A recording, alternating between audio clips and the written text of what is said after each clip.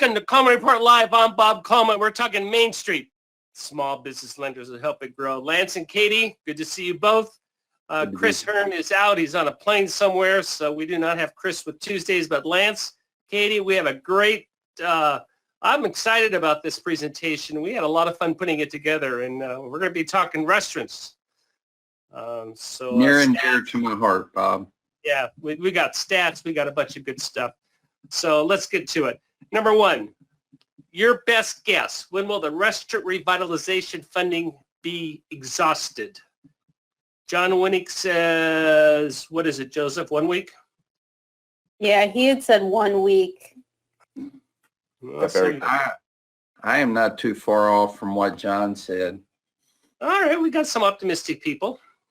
Good. You know, my thoughts, Bob, is, excuse me, this has taken so long to come to the table. Oh, it's terrible. That the demand is going to be astronomical. And as long as the application process is not a nightmare, as long as the portal doesn't shut down 3 or 4 times during the first week or two, I'm guessing a couple weeks, Bob. Yeah, but I'm wrong every time I guess, Bob. Yeah, I know. But that's why we put it out there. I think I know the takeaway is tell your borrowers to move quickly, get everything done they need to get done, which brings us to our second question. Do you need to register with sam.gov and have a DUNS number to apply for the RRF? Sounds like the British, no, that's the RAF, the Royal Air Force. No, this is Restaurant Revitalization Fund. 1/3 have it wrong, Katie. Yeah, it's they don't need to do SAMs or DUNS for the RRF, but they do need it for the shuttered venue grant. So that's where it's a little confusing. I know those programs are both launching pretty close together, so it's easy to confuse the two. But that is the unique factor with the Restaurant Revitalization Fund is they don't need it. Takeaway is you don't definitely backdoor for saying shuttered venue. Make sure your people have applied. They say it takes about 2 weeks to get some, I guess, the DUNS number. And make sure that you have all your financials. You're ready to rock and roll on both of these. The restaurants need to have their 12/31/20 and their 12/31/19 financials ready. Tax returns? Tax returns, I think you probably can also use compiled financials. Okay.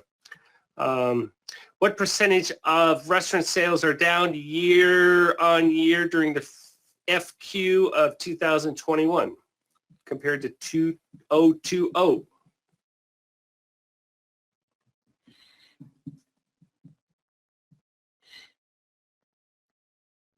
Yeah, people are roughly in the right area. I think I don't know if I would say the 50 or 65 because it is right between the two. Actually, no, it's a little higher. It is the 65, 65. Almost 66. So the takeaway on this is there's all sorts of stats, but the bottom line, this industry has been hammered, Lance. Yeah, there's no doubt about that, Bob. And we were talking about it before the show started. You know, somebody who can draw a picture of what the restaurant industry will be in 2022. There are certainly some trends, and I know we're going to talk about that in a little bit. But restaurants are, one of the things that I always told when I owned my small business, Bob, is you had to always be willing to move and change your product and service lineup to take advantage of what the current trend is. And that's what the restaurant industry has to do. Absolutely. I mean, all industries have to, but especially restaurants. Absolutely. Katie, when are we opening up? Yeah, so the SBA announced today that they're going to be opening the portal up so that people can register and begin getting their documents together on Friday, April 30th. But they won't be able to fully actually apply until May 3rd. So that gives them some time to get into the program, make sure their name's in there, make sure they have the documents together. And then as soon as they're able to, they can then apply on May 3rd. However, there is a concern here if that's going to be earmarked right now for specific people, including women, minorities, and veterans, and people like that who have a priority period of 20 days. So that's going to take place before it fully opens to everyone. So that's going to be a little bit limited early on. And we don't know, correct? I mean, they haven't told us, correct, Katie? Haven't told us what? What what the buckets are, if there's a limited bucket at the beginning of the RRF opening of the fund? No, there are some. Well, they've broken out some buckets for size of business as Okay. well. So there are some money set aside for Right. businesses under a certain amount as well. And then they've also broken it out so that for that first 20 days, they're going to have only women, veterans, and I believe they have a definition for that other portion, people who've experienced significant hardship or something like that. But that's on their website. Lance made a great point. Let's get the financials done, get the 2020 done. Do we need a quarterly statement, Lance? 90 days? Or I have not. I mean, what I've seen, Bob, is it's mostly an annual comparison of 20 versus 19. I did not see it, spoke about in terms of quarterly financials. So I would work on year end 20, year end. You should already have year end 19. Bob, I have to ask an interesting question, Bob. We always come out with programs like this, and there are all sorts of rules and portals and things. Why couldn't they just take the total of the Restaurant Revitalization Fund and look at all the businesses that filed a tax return under the restaurant NAICS codes and just shoot them a check or transfer the money to them? Seems simple. There are crickets from Katie and I. Yeah. Oh, I'm sure there's a reason they didn't do it, but I don't know what that is. Well, It's just because some restaurants probably are doing very well and don't need the money, and that's part of the reason for that. But I look forward to restaurants getting much needed help. Real quick, Lance, what's the metric? What is how much of a grant do the restaurants qualify for? Ooh, did I stump you? Uh-oh. Oh, there's a... Oh, I don't know. Audio. Did you ask a question, Bob? Because I didn't. Yeah. Okay. The question is for either you or Katie. What is the metric? How much do restaurants qualify for the fund grant? Oh, we're losing Lance. Now, Katie, and you can correct me. Oh, yeah. I can answer this one since we're kind of cutting in and out. The program will allow restaurants funding equal to their pandemic-related revenue loss, up to $10 million per business, and no more than $5 million per location. Is that based on tax returns, Katie? Do they need tax returns? Yeah, to prove that stuff, they're using tax returns primarily. There's a few other things they can use as well, but that's going to be the main way they're going to prove that. Real simple, and I know it's so small. So they had smaller amounts to qualify for a separate fund. Let's say you had $1 million in 2019, and you had $500,000 in 2020, so they're eligible for $500,000. Is that basically what we're saying, Katie? Roughly, yes. Yeah, that's what I understand. Okay, there you go. Let's get into stats. You all know I love stats, and what we did, Lance, is we took our webinar from last year or 2 years ago, and we're sort of comparing where we are today. So let's go to some initial stats, Katie.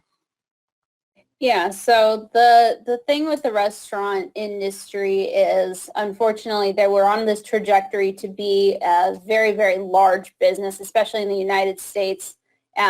Just globally, restaurants in the U.S. were a very large growing portion of the business here. And unfortunately, the pandemic really did throw them for a loop. The industries was projected to be worth $659 billion in sales in 2020. That's an industry loss of $240 billion due to the pandemic. And I believe they were definitely on a trajectory to reach close to well, they were definitely on a very high trajectory there for a while. So that's very unfortunate.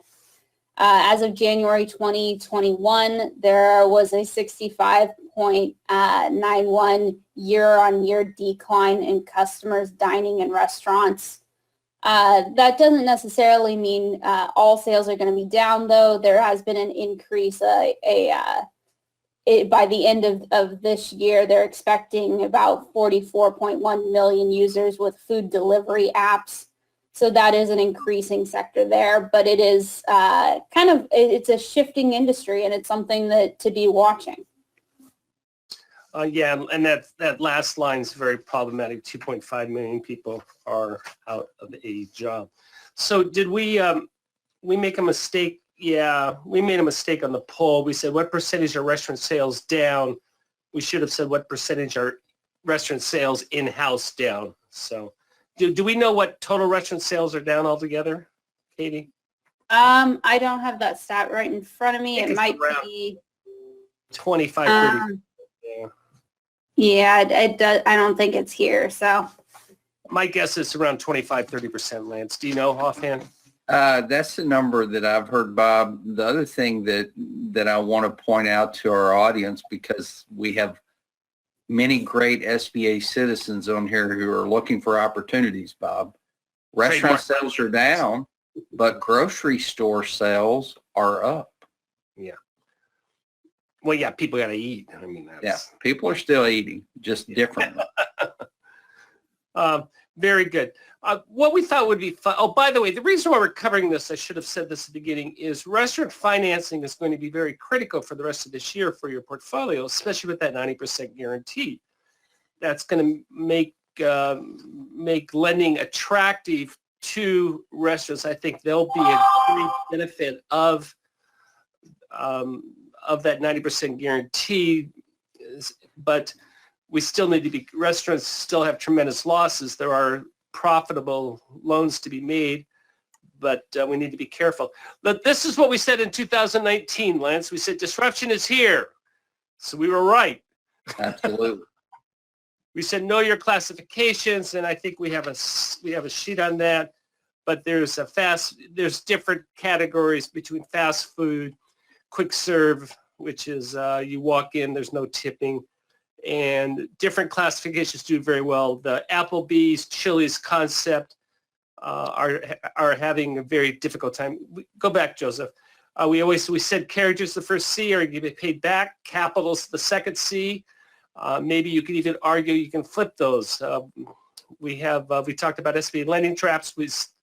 Don't forget the basics: location, location, location. No food and labor costs. What's the magic number, Lance? What is it that a good restaurateur will not go over in terms of combined costs and inventory, costs in labor and food? It varies, Bob, between the type of restaurant, but a good watermark is 60% food and labor costs combined. Yeah, and I said 67%.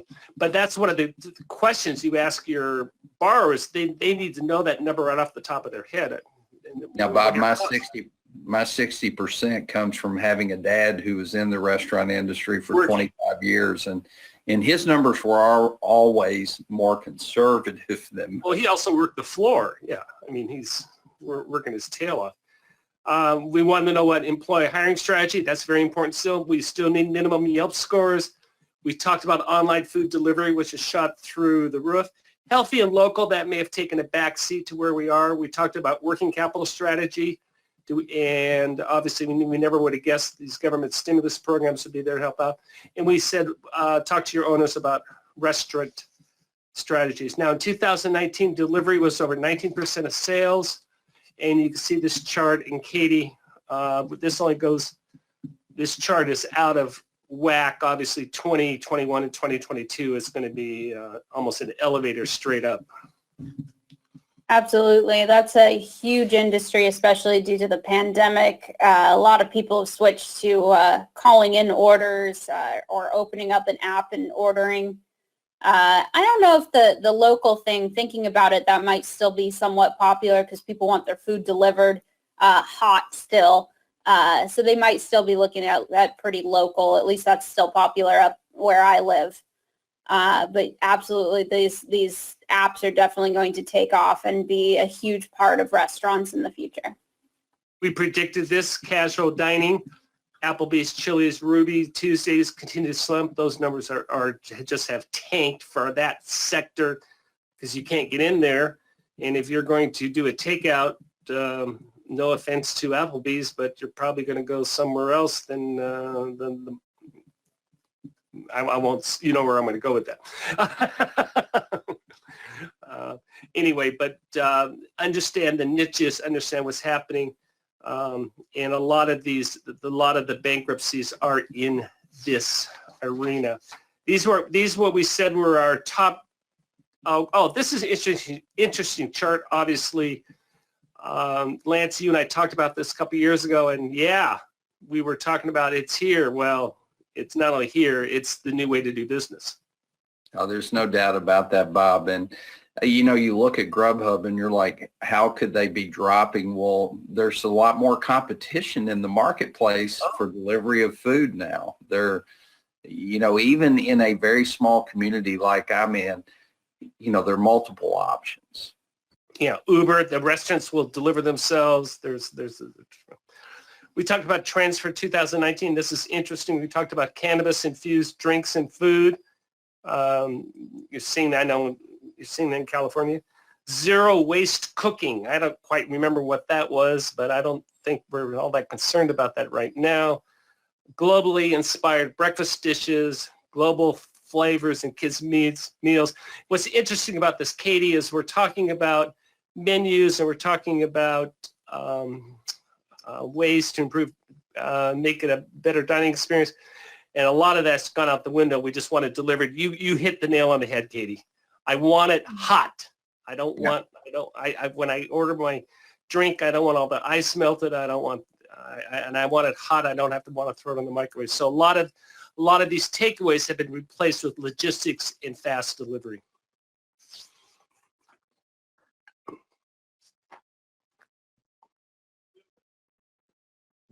That's fine. I think that's about it. Oh, here we go. This is our franchise report that, of course, you've been ordering, and we thank you for that. So restaurants are still a good niche, Lance. 90% makes it attractive.